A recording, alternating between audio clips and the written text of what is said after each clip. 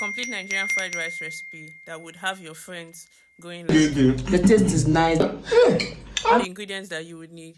These two ingredients are not compulsory, but you can add it to add more flavor to your food.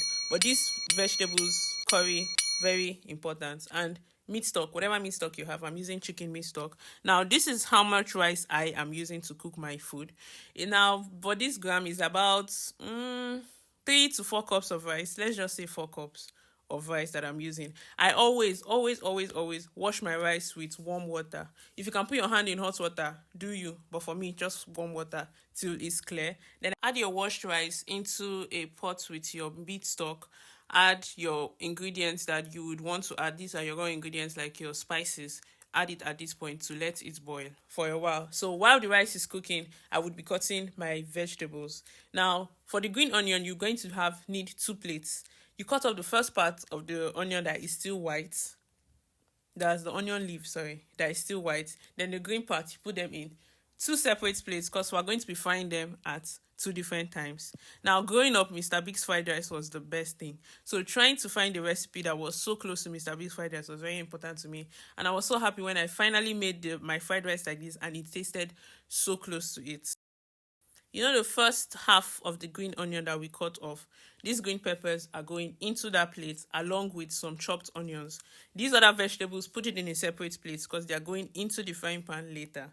At this point, you should check on your rice. And for me, whenever my rice is still hard with a little bit of water left, I would just want to cover it with either a foil paper or a nylon and just let it steam. And don't forget to reduce the heat of your gas or your stove. To prevent having excess oil in your food, you want to start frying with just a little bit of oil and let that fry first. If you'd want to add oil later, go ahead, but start frying with just a little bit. When you're done frying at this stage, your oil should be looking green at this point, which is a good sign. And at this point, this is where I fry my raw meats and whatever other meat stocks I have. Do not forget to add your soy sauce. Do not forget your soy sauce. It's very important and just adds more flavor. If you're having excess water, it's fine. Just let it steam out, not steam out completely, just let it steam out a bit. Now you would want to reduce the sauce you have in your frying pan into a different bowl to allow you fry your rice step by step or batch by batch. Just for me, I prefer to fry it little by little. So I told you if you want to add extra oil, you can add extra oil.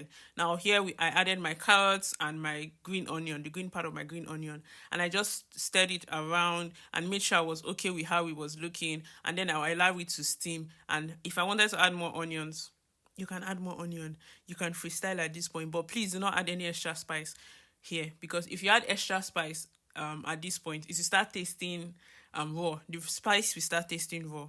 So just repeat the steps over and over again.